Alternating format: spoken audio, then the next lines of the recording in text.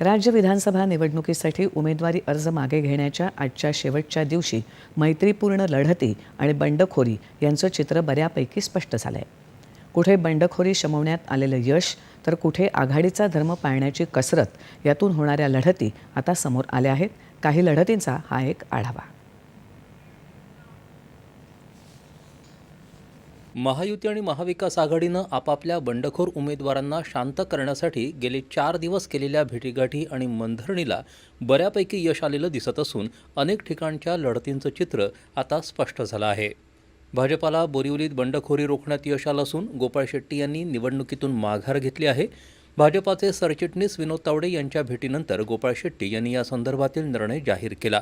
बोरिवलीत भाजपानं संजय उपाध्याय यांना उमेदवारी दिली आहे. 2 दिन के पहले एक बात और 2 दिन के बाद में दूसरी बात करता हूँ, ऐसा नहीं, मतभेद कभी था ही नहीं.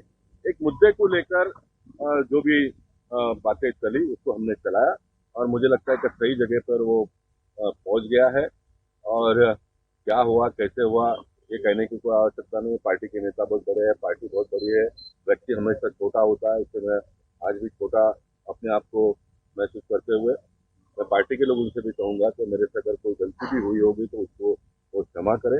गोपाळ शेट्टी यांच्या या निर्णयाबद्दल देवेंद्र फडणवीस यांनी त्यांचे आभार मानले आहेत. मालाड इथून भाजपाचे बंडखोर ब्रिजेश सिंह यांनीही उमेदवारी अर्ज मागे घेतला असून त्यांचेही फडणवीस यांनी आभार मानले आहेत. पुण्यातल्या कसबा मतदारसंघातून काँग्रेसचे मुख्तार शेख यांनीही अर्ज मागे घेतला.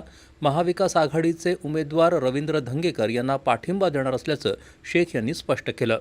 दुसरीकडे माहीम मतदारसंघात मनसेचे उमेदवार अमित ठाकरे यांना भाजपानं पाठिंबा जाहीर केल्यावर महायुतीचे शिवसेनेचे उमेदवार सदा सरवणकर यांनी उमेदवारी मागे घ्यावी यासाठी प्रयत्न झाले. याचाच भाग म्हणून सदा सरवणकर यांनी आज राज ठाकरे यांची भेट घेण्याचा प्रयत्न केला, पण ठाकरे यांनी आपल्याला भेट नाकारली असल्याचं सरवणकर यांनी म्हटलं आहे. आपण अर्ज मागे घेणार नसून निवडणूक लढवणार आहोत असं त्यांनी स्पष्ट केलं. महायुतीचे उमेदवार म्हणून सर्व पक्ष आपल्याला पाठिंबा देतील अशी अपेक्षा त्यांनी व्यक्त केली. सन्माननीय राजसाहेबांना भेटायला माझा मुलगा आणि माझे 4 पदाधिकारी हे भेटायला गेले होते आणि त्यांनी वेळ मागितली होती की बाजूलाच पप्पा आहेत ते आपल्याला भेटू इच्छितात आणि निवडणुकीच्या बाबतीत बोलू इच्छितात. तर त्यांनी सांगितलं मला काहीही बोलायचं नाही, तुम्हाला मागे घ्यायची असेल तर घ्या नाहीतर लढा. त्यामुळे कुठलंही त्यापुढचं बोलणं झालं नाही. मला वाटतं विषय संपलेला आहे आणि मी निवडणूक लढवणार आहे. कारण जर भेटच मिळणार नसेल तर मला असं वाटतं उमेदवार म्हणून मला माझा निर्णय घ्यावा. सरवणकर यांच्या बाबतीत शिंदे यांच्याशी चर्चा करून निर्णय घेऊ असं फडणवीस यांनी म्हटलं आहे. आता माहीम मतदारसंघात उबाठाचे महेश सावंत, मनसेचे अमित ठाकरे आणि महायुतीचे सदा सरवणकर अशी तिरंगी लढत होणार आहे.